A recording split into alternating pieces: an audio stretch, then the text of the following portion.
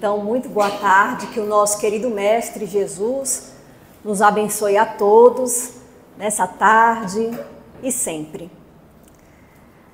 Vamos falar então desse tema um pouco espinhoso, que faz parte da vida de todo mundo, quando a vida não vai bem.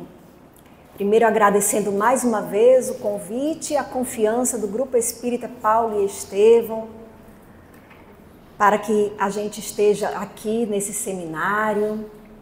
O bom da vida é viver mais uma vez, que é parte da campanha, é a participação do GEP na campanha do Setembro Amarelo, essa campanha de valorização da vida. Por isso mesmo, eu advirto, se alguém estiver aqui em sofrimento intenso, não se descuide. Quando terminar a palestra, pegue informações na recepção, na livraria, sobre as atividades do GEP, ou entre em contato pelo telefone com o CVV, Centro de Valorização da Vida, número 188. Fica essa mensagem, porque não sabemos quais são os corações e as dores que eles carregam quando chegam aqui.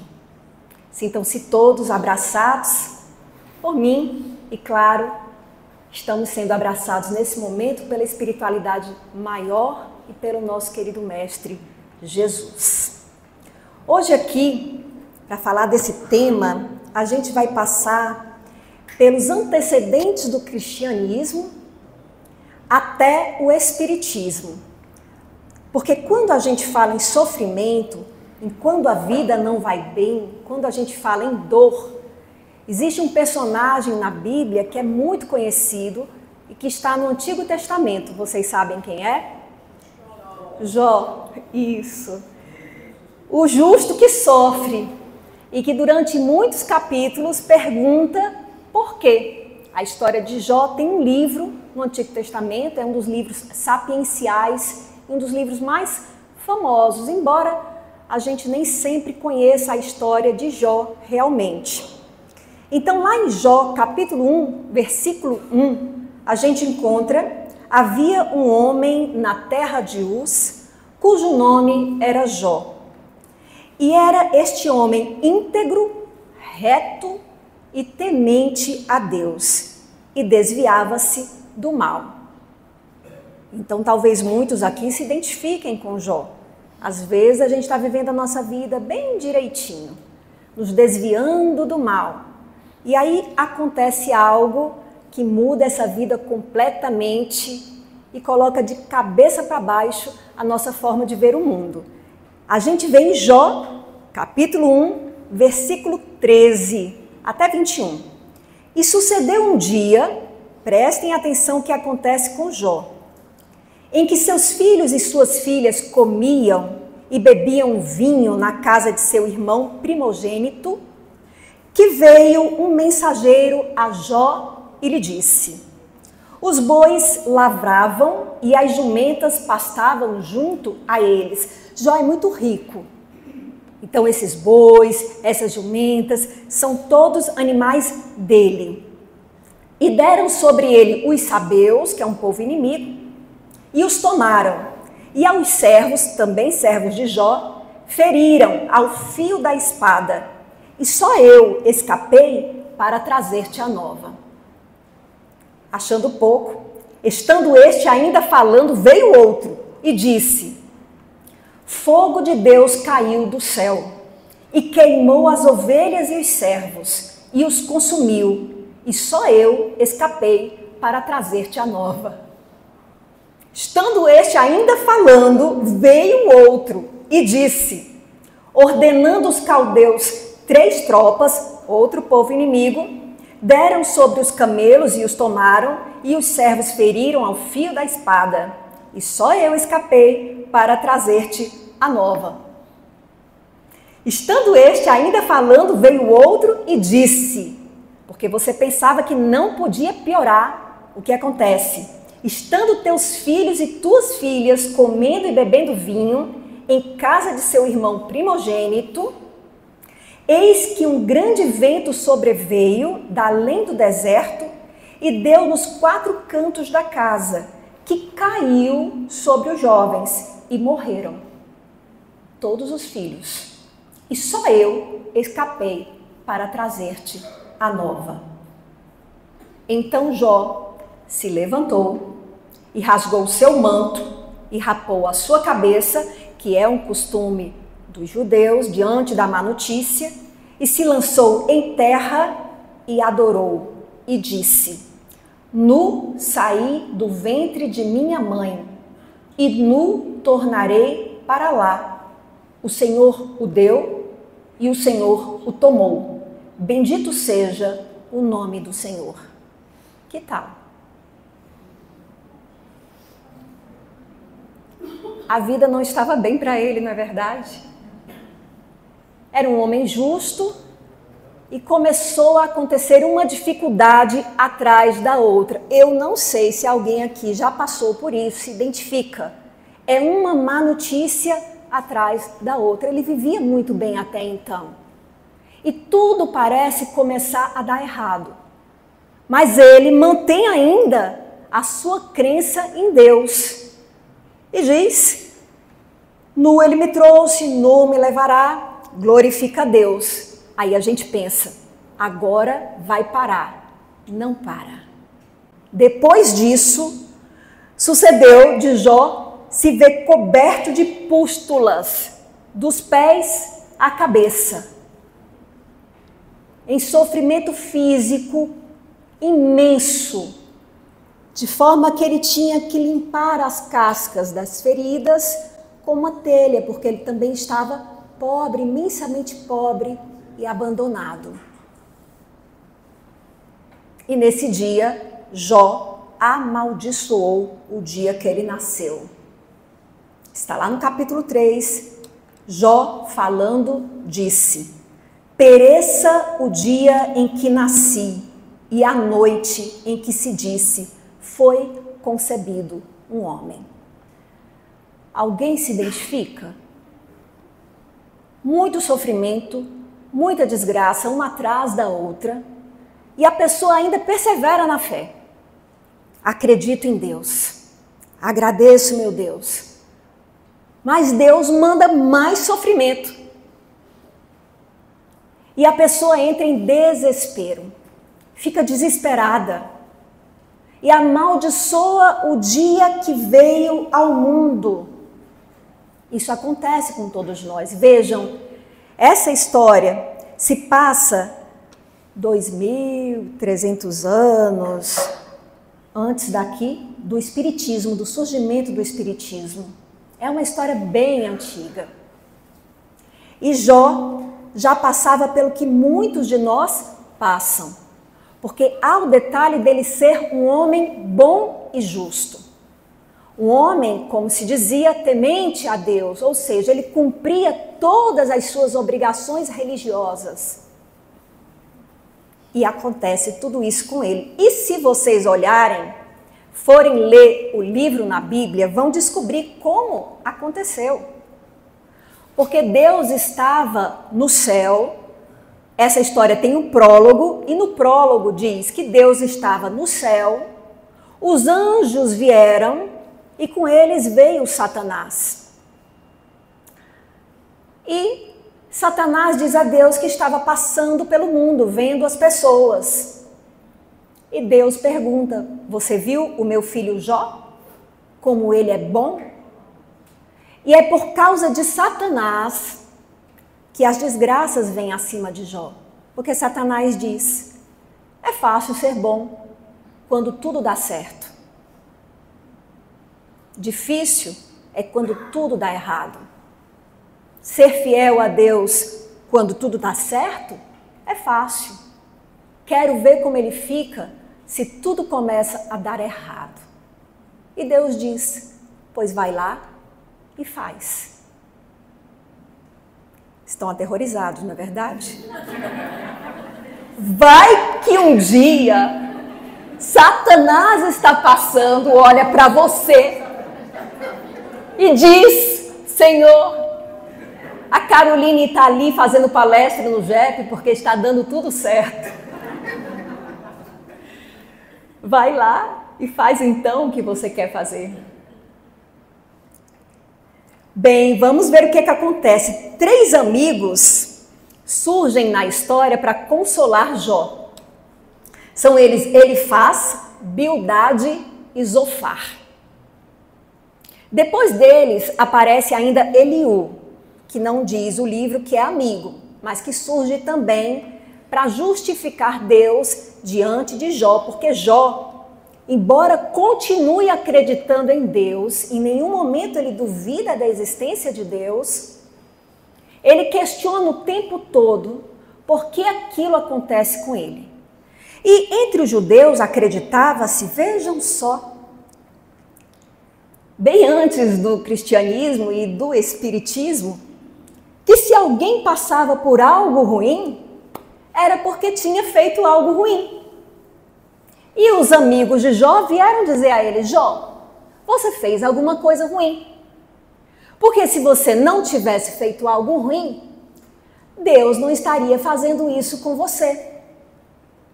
E Jó não acredita. Eu não fiz nada de errado. Tenho plena consciência disso. Os amigos insistem. E Jó diz: eu não vou negar o que eu vejo e o que eu sei por causa de suas argumentações. Essas suas argumentações aí não estão me aliviando, porque eu tenho certeza que eu fiz tudo certinho. Então, talvez alguns que chegaram aqui no Centro Espírita se sentiram um pouco como Jó. Jó diz assim, capítulo 27, vejam que já passou muito capítulo até aqui. Eu estava no 3. Esses capítulos todos, gente, são Jó reclamando. É Jó reclamando. E os 3 amigos dizendo: você fez alguma coisa? Ele: eu não fiz, não. Você fez alguma coisa? Não fiz, não. E ele diz assim: não falarão os meus lábios iniquidade, nem a minha língua pronunciará engano. Longe de mim eu vos justifique. Até que eu expire, nunca apartarei de mim a minha integridade. À minha justiça me apegarei e não alargarei. Não me reprovará o meu coração em toda a minha vida. Ele tem certeza e plena convicção que não fez nada de errado. Se Jó vivesse hoje e chegasse aqui no JEP ou em qualquer outra casa espírita, ele ia encontrar uma explicação para o seu sofrimento, não é verdade? O que a gente diz aqui na codificação espírita? Por que nós sofremos? Se nós formos no Evangelho segundo o Espiritismo, que hoje, aqui no Brasil pelo menos, é o livro mais famoso que existe de Allan Kardec, da doutrina espírita, nós vamos encontrar o capítulo 5 que tem Bem-aventurados os aflitos. E nesse capítulo, Bem-aventurados os aflitos, nós temos uma passagem de Jesus e a seguir lições, comentários de Allan Kardec antes das instruções dos espíritos. E os textos principais se intitulam Causas atuais das aflições e causas anteriores das aflições. O que acrescenta, o que o Espiritismo acrescenta àquilo que falavam os amigos de Jó? Primeiro, causas atuais das aflições é o que eles estavam falando. O que quer que a gente passe, comenta Kardec nesse momento de O Evangelho segundo o Espiritismo, o que quer que a gente passe tem causa. Como bem falou aqui a nossa amiga Eugênia no começo, o que a gente plantou, a gente colhe. Então, em causas atuais das aflições, disse: basta você olhar para o seu passado, para os seus dias, para a sua postura, para o seu pensamento, para quem é você, que você poderá entender por que está passando por esse padecimento. E é verdade, a maioria das vezes, inclusive ele coloca isso, a maioria das vezes, se você examinar a sua história dessa vida, você constatará por que está passando por essa dificuldade, por que a vida não vai bem. Mas há casos em que a pessoa já nasce já vêm ao mundo com problemas, com doenças, com dificuldades. Nós vemos, inclusive, muitas diferenças entre as pessoas desde o nascimento. Algumas nascem saudáveis, outras nascem doentes. Algumas nascem na opulência, na riqueza, outras nascem na pobreza. E o que explica essa diferença de situações? Se a pessoa já nasce assim, se muitas vezes ela já nasce com sofrimento. Basta que nós olhemos as redes sociais um pouquinho, nós vamos ver muito disso. Às vezes aparecem fotos de crianças em situações de calamidade, passando fome. É tão terrível, doentes, raquíticas, coisas que a gente talvez nem veja no nosso dia a dia, porque nós que estamos aqui, pelo menos aparentemente, somos classe média.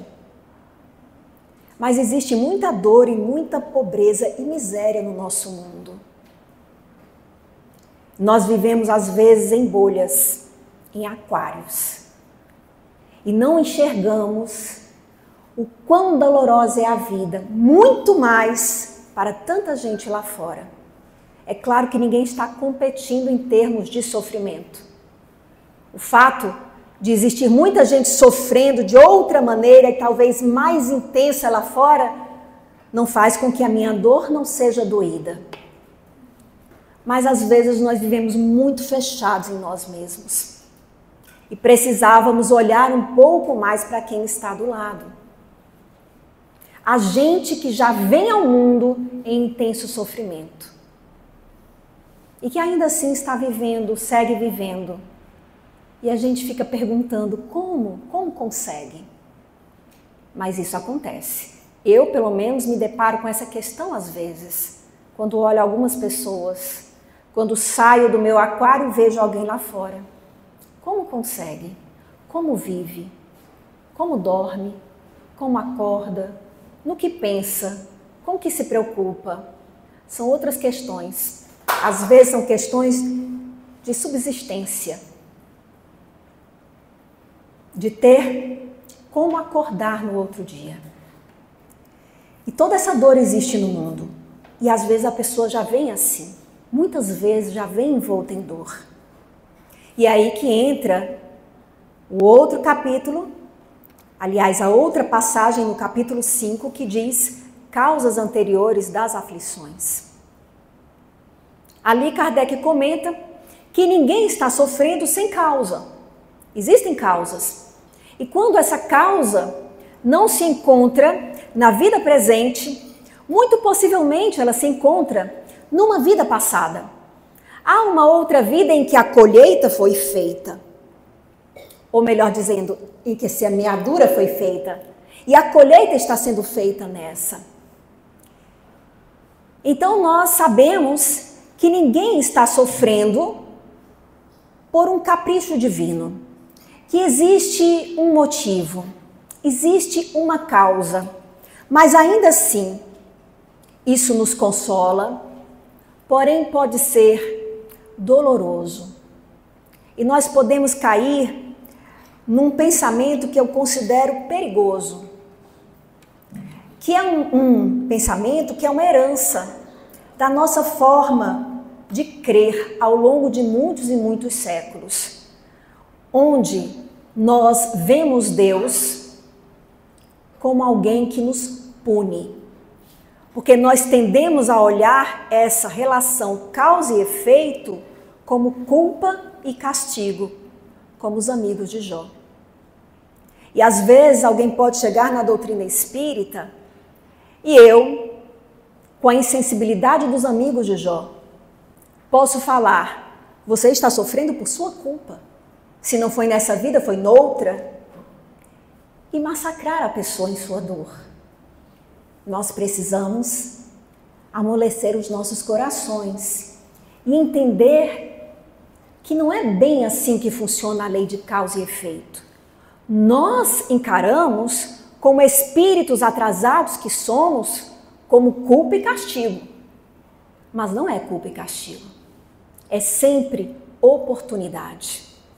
São sempre novas oportunidades que se repetem. É isso que significa a lei da reencarnação.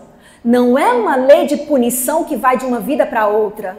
É uma lei de oportunidades que se repetem eternamente, enquanto o espírito precisa, para que ele faça cumprir o seu desígnio, que é o progresso, que é a evolução máxima espiritual. Portanto, quando eu sofro hoje, sempre a causa existe. Mas mesmo que eu diga, em outra encarnação eu fiz, eu não estou sofrendo hoje pelo que eu fiz em outra encarnação. Eu estou sofrendo hoje pelo que eu ainda trago em mim, que me pôs a perder em outra encarnação. Porque se eu não trouxer mais isso, se eu não trouxer mais a necessidade de aprendizado, eu não passo pela lição. A não ser que eu seja um espírito missionário, um espírito de luz, como o caso de Jesus. Porque Jesus, se nós formos falar em sofrimento, foi crucificado, foi abandonado pelos amigos, foi traído, foi incompreendido. Para que sofrimento maior para um justo do que o sofrimento de Jesus? Onde está a causa do sofrimento de Jesus? Se ele é um espírito puro, está no amor. É difícil para a gente entender. Mas se nós lembrarmos um pouco e compararmos levemente com as mães, talvez, e com os pais, porque vou parar de dizer apenas as mães nesse sentido, mas talvez nós possamos compreender minimamente como é possível sofrer por amor. Mães e pais que verdadeiramente amam. E mães que às vezes, só para ter o filho, passam pelas dores do parto, por amor, para que o filho venha, na alegria de saber o que virá. E se for preciso sofrer, sofrerá, para que aquele filho viva. Os pais também podem fazer isso por amor. Jesus sofreu por amor. Não que ele precisasse, que ele estivesse expiando. O que é expiar? É justamente quando o espírito sofre nessa vida a consequência do que fez no passado, seja dessa vida, seja da vida passada. Não é o caso de Jesus. Jesus é um voluntário. Ele vem para nos ensinar como nos portar na vida. Ele vem para ser exemplo. E se nós dizemos que Jesus nos salvou ou morreu pelos nossos pecados, é no sentido de ser exemplo, mas não de tomar para si as lições que nós precisamos passar para que nós, por nossa vez, venhamos a evoluir. Porque nós somos os únicos responsáveis pelo nosso progresso espiritual. O esforço é nosso. Deus nos oferece as oportunidades. E o sofrimento na visão espírita não é castigo, é oportunidade de evolução espiritual.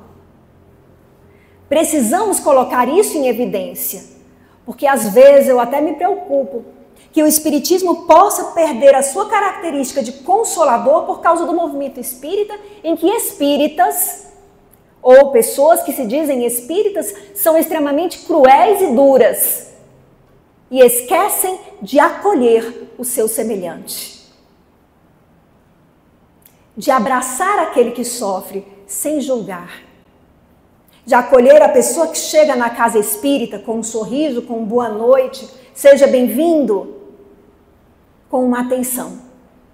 E lá fora também, vivendo como quem conhece o valor da vida, como nos falou a Eugênia aqui no começo. Mas voltando a Jó, que não conheceu a doutrina espírita, nem mesmo Jesus, mas que muito sofreu, o que acontece com ele? Ele começa a reivindicar, falar com Deus. Ele quer se dirigir diretamente a Deus. Jó clama pela explicação do próprio Deus. Nós vemos no capítulo 10, versículo 2. Direi a Deus, não me condenes, faze-me saber por que contendes comigo. Vejam como essa dúvida é antiga. Por que estou sofrendo? Por que estou atravessando essa dificuldade? Eu falarei ao Todo-Poderoso. Eu quero defender-me perante Deus. Quantas culpas e pecados tenho? Faze-me saber a minha transgressão e o meu pecado. Por que escondes o teu rosto e me tens por teu inimigo? E o pessoal reencarnacionista faz isso também, nós aqui. Ah, tudo bem, eu sei que foi algo da vida passada. Mas então, será que na reunião mediúnica lá do JEP, os espíritos não podem dizer o que foi? O que é que está causando o meu sofrimento, a minha dificuldade? Me digam. Tipo assim, né? Deus, me convença que isso daqui está sendo justo, porque eu estou um pouco em dúvida. Porque de repente se um médium me disser, Caroline, você está sofrendo porque você fez isso e aquilo, aí eu vou aguentando, né? Porque, aí sim, Deus, ó, tá aprovado. Concordo com o senhor, muito justo. Mas você não acha que está exagerando um pouco, não? E aí começam os terrorismos espíritas, às vezes. Vocês conhecem os terrorismos espíritas? É assim. Uma mulher é casada com um homem extremamente, hoje nós temos essa expressão, abusivo, abusador. Ele bate nela, na frente dos filhos, ela sofre, ela vai à casa espírita e alguém diz, esse é um casamento de provação. Coitada. Você está espiando em outra vida. Ele era um sacerdote. E você é uma cigana. O desencaminhou, o pôs a perder, ensinou-o a beber, e agora ele está aqui com você para que você o leve de volta ao caminho do bem. Vejam, ela é quase um ser de luz. Alcione, vocês conhecem? Do livro Renúncia, ela se sente a própria, e ele que será salvo por ela. E se você se separar dele, noutra encarnação. Conhecem essa? Você vem junto com ele de novo. A coitada, aterrorizada ante essa possibilidade, porque sei lá como será esta próxima encarnação. Vai que ainda é pior. Vai que é um desses países em que as mulheres vestem burca. E ela fica lá dentro da burca com esse cidadão de novo. Aí ela diz, eu vou aguentar. E permanece aprisionada nesse casamento. Porque se ela o largar, noutra encarnação ela vem com ele de novo. Se não na condição de marido, na condição de filho. E ela, meu Deus. E a coitada se arrasta do lado dele a vida toda. Gente, isso é uma maldade. Quem é que dá conta do que a pessoa foi na encarnação, do que é o planejamento reencarnatório dela? Sei lá, eu digo isso às vezes. Se o desafio dela não foi justamente esse, olha, você vai nascer em várias vidas, você ainda não aprendeu a se posicionar. Você é uma Maria mandada há várias vidas. Está na hora de você começar a se fortalecer. Nós vamos te fazer nascer de novo do lado de alguém assim, para ver se agora, no século 21, você consegue dizer chega, antes de desencarnar. Aí a coitada conheceu o centro espírita, não diz chega. E vai ter mais, aí sim, talvez, aí sim ela precisa de mais uma encarnação. Deixei agora algumas cabeças confusas, não foi? Mais uma encarnação para você aprender a dizer chega. E é que nem aprende-se a ter paciência. Quando você pede paciência a Deus, o que acontece? Ele manda problema, porque se para exercitar paciência é preciso problema. Então, para se libertar de gente abusiva, é preciso gente abusiva por perto. E quando você se vê, nossa, será possível que eu só atraio gente assim? Por que será? Por que será, né, minha irmã? Talvez você precise aprender a dizer chega. Ai, mas eu não sei dizer não. Ah, santa Alcione, minha amiga, aprenda a dizer não, porque Jesus sabia dizer. Agora eu vou dizer num vocabulário bem cearense, ser bom não é ser besta. Porque as pessoas pensam isso. Vejam Jesus. Vão lá os fariseus. Senhor, essa moedinha, a gente dá para César ou a gente não dá para César? E Jesus diz o quê? Hipócritas. Não, antes disso ele dá uma bordoada neles. Hipócritas, por que me tentais? Ele não é bobo não, ele aconselha. Sede mansos como as pombas, astutos como as serpentes, ou seja, sejam cobras. Às vezes é preciso. Não é porque a gente tem que ser bom que a gente tem que ser besta. A bondade de quem não tem coragem de se movimentar e que se acomoda numa atitude passiva e não pacífica não é verdadeira, não é bondade.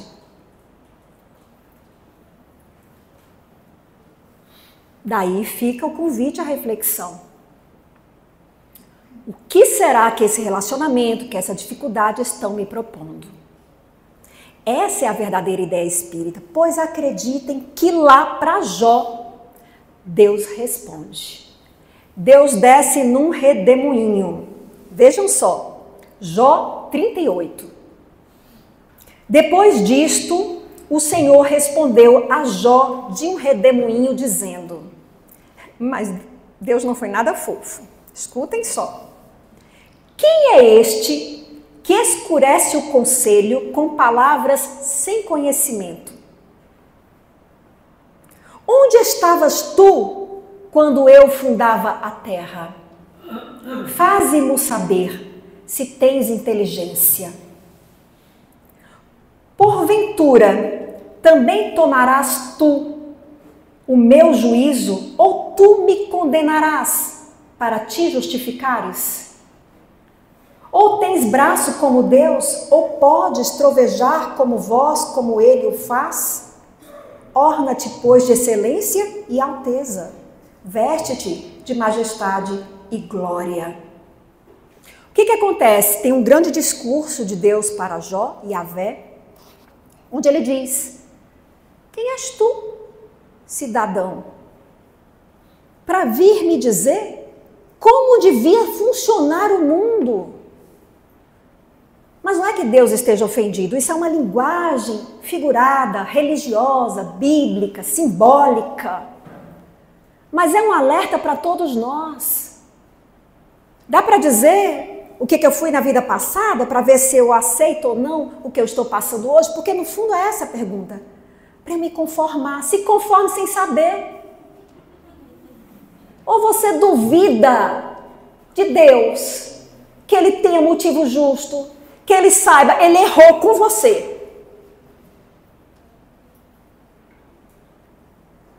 Às vezes é um pouco duro, né? É sem entender mesmo, isso é a fé. O Espiritismo explica que não existe sem causa. Agora, os detalhes da causa, se for necessário, se for preciso, você até conhece.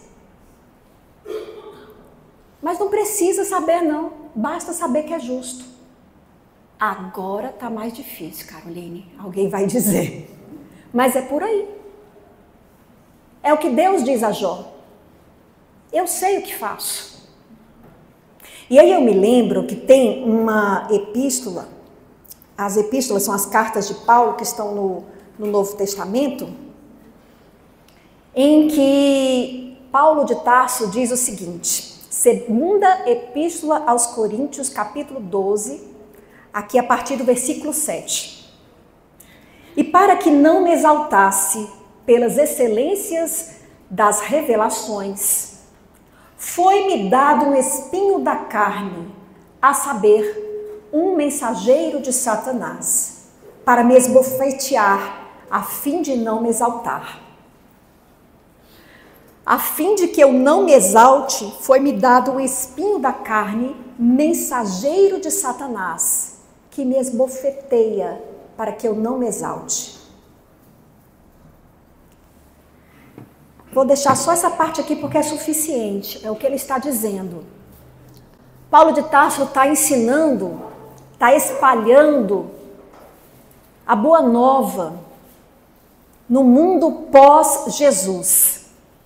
E ele diz, a excelência, para que eu não me exalte com a excelência das revelações. É o que acontece com a gente. Quando você é um trabalhador espírita, por exemplo. Quando você é uma pessoa correta também, por exemplo. Para que eu não me envaideça, foi-me dado um espinho na carne, um problema. Se eu estou dando uma palestra, aquela pessoa que faz a pergunta difícil, ou até no meu dia a dia, o problema antes de vir para a casa espírita, o problema que nos invade a família, a fim de que eu não me envaideça, de que eu lembre que eu sou só um mensageiro. Eu sou um pouco desastrada. Eu sou apenas um mensageiro. Eu me lembro de certa vez, vocês sabem que o JEP, de vez em quando, tem um palestrante do JEP que vai lá para o Iguatemi, vocês sabem disso, né? Para o shopping Iguatemi. É o momento de oração. Lá tem o pastor, o padre e o palestrante espírita, que não tem nenhuma formação nesse sentido. Um palestrante espírita, o trabalhador espírita, é um autodidata do espiritismo. É alguém que estuda o espiritismo muito mais por conta própria do que se a gente for estudar apenas o ESD, esses grupos de estudo, é muito pouco. Então ele é um autodidata, é alguém que estuda a doutrina espírita porque gosta. Então não existe essa regra, obrigada, de como deve ser, isso aqui é um bom marido. Homens, inspirem-se. Estava muito esperto. Por trás de um bom marido existe sempre uma grande sogra.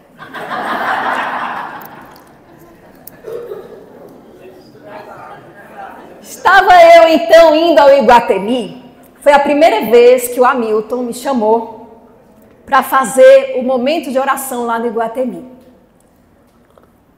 Eu estava indo e, pasmem, eu sou tímida, certo?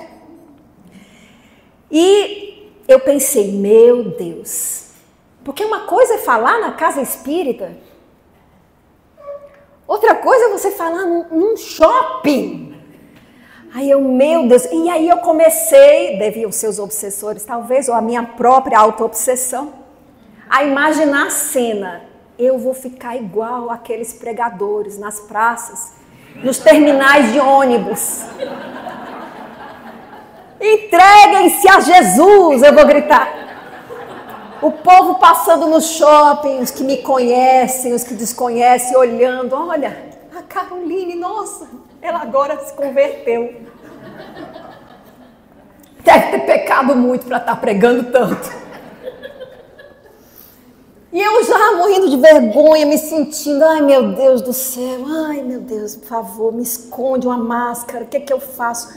Quando uma voz me diz, você não é maior do que aquilo que você tem a falar. Foi o suficiente, tá, gente? Eu sou... Na primeira paulada eu já caio. Eu já digo até aos amigos, olha, se houver algum dia uma ditadura e vocês fizerem algum grupo de oposição, não me chamem, porque eu vou ser aquela que se for pega, no primeiro beliscão eu estou entregando o nome de todo mundo. Eu não resisto. Então, quando me disse, você não é maior do que aquilo tens a dizer? Eu me senti como Jó aqui.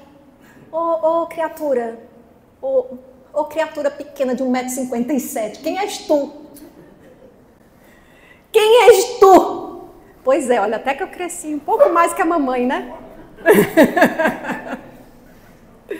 Quem és tu para dizer, para estar se envergonhando de falar? E você é melhor do que o pregador do terminal? Ô metida, baixa a bola, vai e fala, porque Jesus pregava em todo lugar. Como é que eu quero achar que eu não possa fazê-lo? Desde então, eu contei essa história para o Hamilton, me lasquei. O Hamilton nem espera que eu diga não, ele diz: Caroline, Jesus mandou um convite, eu já sei. Ele só convida assim, gente. Se o Hamilton chegar para você dizendo que Jesus mandou um convite, se prepare. Enfim, é assim que acontece, né? Nós somos presunçosos demais. O saber infla. Vamos achando... Isso também é uma frase de Paulo de Tarso. O saber infla, nos envaidece. E a gente... Leu no Evangelho do carro. Eu li no Evangelho, qual era o nome da lição? Era Missão do Homem Inteligente na Terra. Missão, podem ler, viu? Missão do Homem Inteligente na Terra. Isso foi a cacetada que eu já recebi antes de vir para dizer: nem pense em se envaidecer. Porque tudo isso daqui é colhido desses livros, dos estudos, de uma vida em que a gente teve a grata satisfação de conhecer a doutrina espírita. Não posso nunca esquecer disso e de ser grata a isso. E Jó, que exigiu a presença de Deus e que a teve, fala para Deus, capítulo 42, o último capítulo. Então respondeu Jó ao Senhor, dizendo: bem sei eu que tudo podes, e que nenhum dos teus propósitos pode ser impedido. Quem é este que sem conhecimentos encobre o conselho? Por isso relatei o que não entendia, coisas que para mim eram inescrutáveis e que não entendia. Escuta-me, pois, e eu falarei. Eu te perguntarei, e tu me ensinarás. Com o ouvir dos meus ouvidos, ouvi. Lembrem que Jesus diz muito isso. Quem tem ouvidos de ouvir, ouça. Ouvir com os meus ouvidos é ouvir a intuição. Ouvir a voz de Deus dentro de você. Mas agora te veem os meus olhos. Ele antes só ouvia, mas agora ele vê. Esse ver é a fé, gente. É quando a fé se torna tão profunda que nada mais pode abalá-la, mesmo a maior dor. Por isso me abomino e me arrependo no pó e na cinza. Ele pede perdão a Deus. E pede a Deus que perdoe os seus amigos, porque quando os seus amigos tentavam consolá-lo, e isso é uma lição para todos nós, esclarecendo, falando com o seu saber, eles não o faziam com o coração. Eles diziam mecanicamente, e foi isso que Jó falou para eles. Vocês estão me consolando porque vocês não estão sentindo o que eu sinto. Isso é mecânico, isso é uma fala aprendida, isso não nasce do coração. Eu não negarei o que nasce do meu coração. Sabe o que quer dizer isso, gente? Que quando você sofre, é interessante algo que eu observei na Bíblia e que fui pesquisar, que é dos judeus, e tem até em Jesus. O judeu tem uma prática religiosa, pelo menos o judeu à época de Jesus, não sei como é hoje, que se chama a lamentação. Ele lamenta. Quando Jesus está na cruz e ele diz: Pai, Pai, por que me abandonaste? Isso é uma lamentação. E uma lamentação não é uma revolta. Olhem que interessante. Uma lamentação é um reconhecimento do sofrer. Eu não nego que estou sofrendo. Se você tenta negar o seu sofrimento, a psicologia que o diga é pior.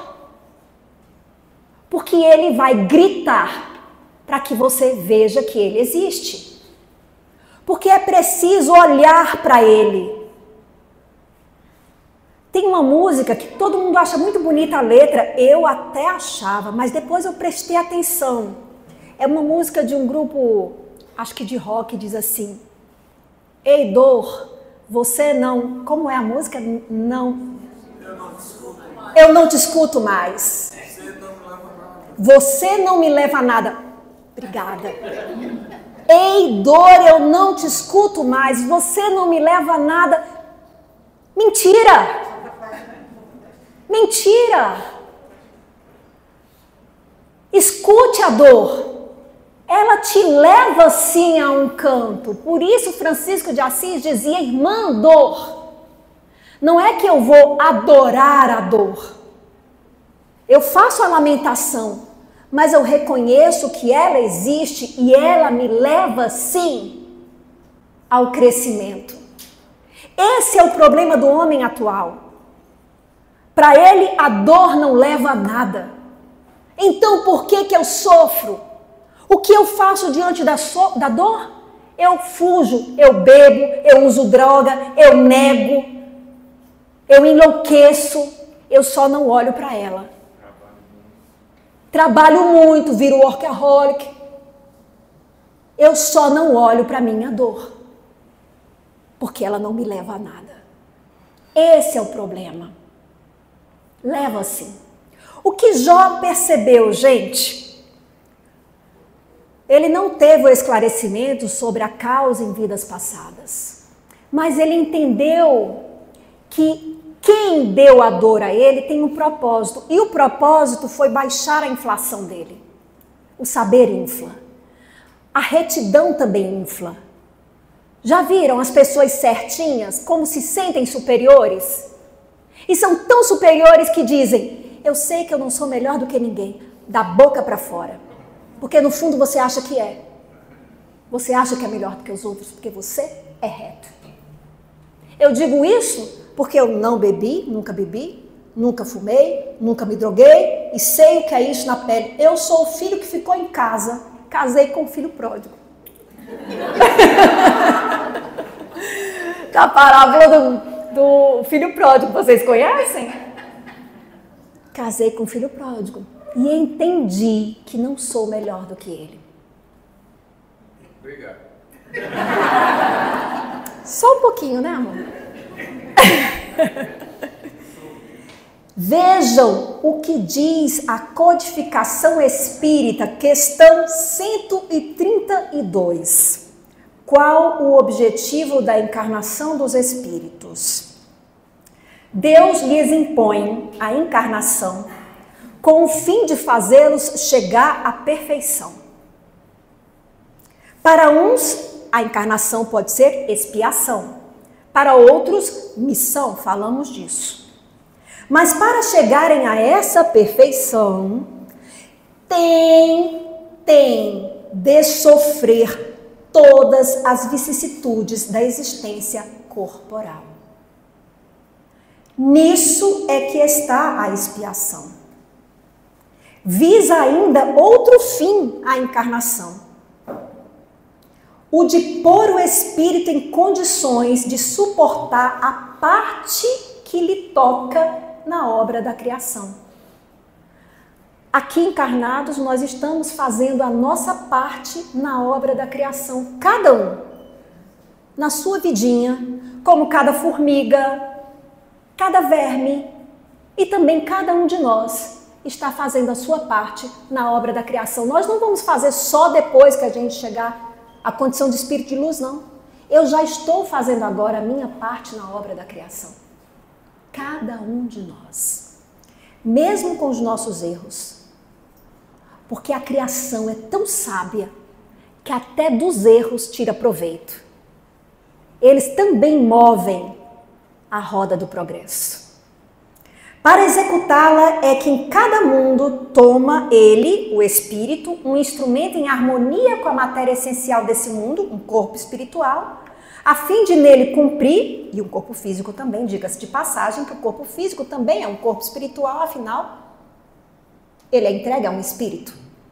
Do ponto de vista correspondente às ordens de Deus, e assim concorrendo para a obra geral, ele próprio, o espírito, progride. Nós passamos por todas as vicissitudes da vida, por todas as experiências, nós precisamos disso para aprender. Porque isso é que desperta a nossa consciência. No homem desperta, como desperta? O que desperta? Qual é a diferença do espírito antes de tornar-se homem na sua fase evolutiva, como colocou a Eugênia na primeira palestra? Para ele depois. A diferença entre mim e o cachorrinho não é uma diferença, uma linha tênue, ou uma linha, melhor dizendo, fixa, rígida. Pronto, tornou-se espírito. Não é assim. É uma gradação, como quando da infância nós passamos à idade adulta. Você não dorme criança e acorda adulto. Você tem uma gradação. E a partir de que momento você se tornou o ser adulto que você é? Às vezes o corpo amadureceu, mas não amadureceu por completo? Não amadureceu ainda a cabeça? Então, quando foi esse dia? Não tem esse dia. Do mesmo jeito, o espírito, para tornar-se alma, espírito consciente. E é justamente aí que está a diferença do espírito para os demais seres. Ele é autoconsciente. Nós temos consciência de nós mesmos. Nós temos consciência de que existimos e nós temos livre arbítrio. Porque nós temos consciência. O que quer dizer isso? Até ter consciência, nós seguimos um instinto. O ser que encarna, o animal, ele segue um instinto. Então, o cachorro morde alguém, ele é culpado? Não, ninguém acha que o cachorro, nossa, que cachorro mau. Não. Ele segue o instinto, é a natureza dele. Mas um ser humano é diferente. Porque o ser humano, ele consegue conter o instinto. O ser humano, ele consegue refletir. E ele faz escolhas. E esse é que é o problema também. Por isso que é uma, entre aspas, expulsão do paraíso, o momento que nós nos tornamos espíritos conscientes. Porque eu tenho o poder de escolher. E aí eu não sigo apenas o que Deus determinou para mim através do instinto. Eu fico, vou por aqui ou vou por ali? E eu escolho. Não tenho medo de escolher o caminho errado. Todo caminho leva a Deus. Só tenho medo de não escolher. Porque quando a gente não escolhe, a vida escolhe por nós. Nós temos que exercitar o livre-arbítrio, errando e acertando. Às vezes vai dar errado. Faz parte do projeto. O sofrimento faz parte do projeto. Foi Deus que o criou. Não. O homem criou a dor. Não. É lei divina. Existe uma lei no Livro dos Espíritos chamada lei de destruição. Eu não estou falando a maldade humana, essa tudo bem, fruto das nossas imaturidades. Mas o seu corpo, ele vai se desmanchar, queira ou não queira, por mais que você faça cirurgias e procedimentos, é um corpo que envelhece, um corpo que vai adoecer, que vai enfraquecer e que vai morrer. E nesse dia, espero, alguém vai chorar por você. Vai ter dor aí. E não foi você que criou. Porque você é gente. É a lei da vida. Pessoas chegam e pessoas vão. Um dia eu falei para minha filha, ela tem 15 anos. Ela tinha na época. Perdão. Ela já tem 18. Difícil aceitar. Eu falei para ela, Bia, coisa chata essa besteira de morte. E ela falou, mãe, imagina como seria o mundo se ninguém morresse. Legal a resposta, não foi? É verdade. É assim que funciona mesmo. Uns vão e outros chegam, e é assim que são produzidos novos corpos e a gente reencarna. A vida é eterna. E a gente tem que deixar esse corpo. Porque ele é como a lagartinha, né? Que entrou no casulo. Ele é o nosso casulo. Que a gente tem que largar para poder voar. A vida real é a vida do além. Quando a gente se desprende desse corpo. Até isso acontecer, nós vamos passar por muitas dores. Alguns mais, outros menos. Não pensem que a pessoa que sofre mais é porque é um espírito pior. Doce ilusão, terrorismo espírita. Não é verdade. Às vezes, eu não estou sofrendo porque eu sou um espírito ainda tão fraquinho que eu não posso ainda passar pelo que eu preciso passar. Estão me poupando, porque eu não aguento. Não existe isso.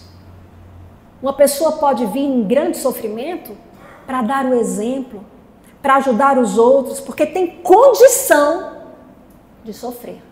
Só não duvide disso. Tem condição. Eu não acredito não. Não pense. Deus não se enganou com você como não se enganou com Jó. Então vão vir muitas noites. E eu me lembro, porque é a comparação com o dia. O sofrimento, ele é chamado por João da Cruz, São João da Cruz, a noite escura da alma.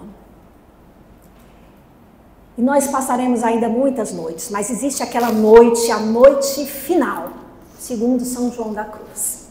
E ele fez um poema que eu vou ler para vocês. Eu não sou muito boa em decoreba. Lerei para vocês esse poema. E parece um poema de amor, de um encontro amoroso. Mas vocês vão ver. É porque no fundo essa nossa ânsia de amor, que todos nós temos, essa vontade de encontrar o amor, é uma busca, em grande parte, de encontrar Deus, de encontrar a inteireza, de encontrar a parte nossa que a gente ainda não vê, que é todo aquele progresso que está em semente dentro de nós. O grande encontro amoroso é o encontro da alma com o Criador, que faz com que ela diga, quando se torna um espírito de luz, eu e o Pai somos um. Quem disse isso? Jesus.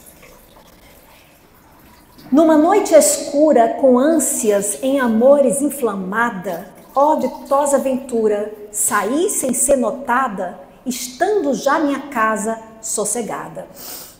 A noite escura, que João da Cruz fala aqui, é a purificação, o desapego, é o desprendimento de crenças, de afetos, de valores que você não precisa mais, que a dor faz com que a gente passe. Quando você fica sem chão, você começa a perceber que pode viver sem isso. É a noite escura. Quando algo muito precioso te é arrancado. E você consegue ver, eu consigo viver sem isso. É a noite escura. A dor faz isso. A casa sossegada que ele diz que sai é quando você, de tanto sofrer, se aquietou. Você começa a se aquietar e se abandona para o encontro com Deus. Às escuras e segura, pela secreta escada disfarçada, ó ditosa ventura, às escuras e calada, estando já minha casa sossegada. Ou seja, a pessoa sai da casa e desce as escadas. As escadas, segundo João da Cruz, são os seguintes degraus: fé, esperança e caridade. Quando você se desapega, você abraça a fé, a esperança e a caridade. E você sai para o seu encontro amoroso. Também, segundo João da Cruz, esse é o auge da noite. Aliás, esse aqui é o começo da noite. Tem o auge da noite, que é o encontro, e tem o fim da noite. Vocês vão ver. Na noite venturosa, em segredo, sem que ninguém me via, nem eu via coisa, sem outra luz e guia, senão aqui no coração, sem outra luz e guia, senão aqui no coração ardia. Qual é a luz que conduz a alma na escuridão, da perda, de tudo que ela perde? Qual é a grande luz? É a fé. Você não tem outra guia. Guie-se pela fé. Essa luz me guiava, mas certa que a do meio-dia, nós estamos na meia-noite. Há uma escuridão completa. E a luz da fé não é como a luz do sol. É como uma luz que guia na escuridão. Entendem? Você não está enxergando nada. E você vai caminhando mesmo assim. Isso é a fé. Você caminhar quando o sol te mostra, não é fé. O que eu faço agora? Caminha. Para onde? Confia. Isso é fé. E se eu caminhar errado? Confia. Isso é fé. Você não foi abandonado. Ó noite que guiaste, ó noite mais amável que a alvorada, ó noite que juntaste o amado com a amada no amado transformada. Essa é uma linguagem nupcial religiosa. É o encontro da alma consigo mesma, o encontro do espírito com Deus em si, em que um e o outro tornam-se um só. No meu peito florido, que inteiro para ele se guardava, ali ficou dormindo, e eu o acarinhava, e o leque de cedros arquidava. Ele fala da paz que vem desse encontro consigo mesmo, se você se permitir. Isso acontece um pouquinho toda vida que a gente enfrenta uma dificuldade. Se a gente se guiar pela noite escura, se a gente não se desesperar. O ar da amurada, quando eu seus cabelos espargia, com mão suave e alada no meu pescoço feria. Vejam, fere. Existe dor, mas é o encontro, é preciso a dor. Vocês já ouviram falar de algum espírito de luz que encarnou e não sofreu? Quem são os nossos grandes heróis morais, se não pessoas que sofreram? Tem algum?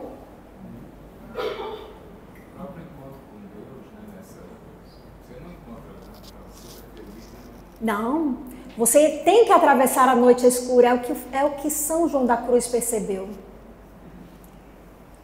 E todos os sentidos suspendia, fiquei-me e esqueci-me, reclinei o rosto sobre o amado, cessou tudo e deixei-me, deixando o meu cuidado entre os lírios, em tudo esquecido.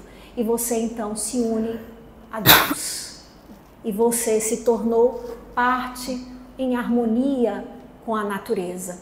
Você se tornou espírito de luz.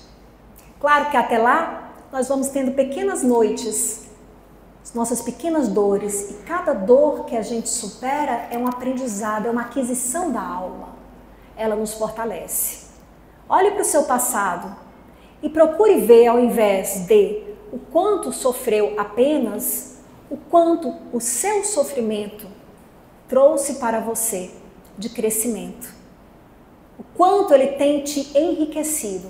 Se você não percebe ainda, é porque você ainda não abriu seus olhos, não se deixou levar pela fé, pela luz da fé, uma luz que brilha na escuridão.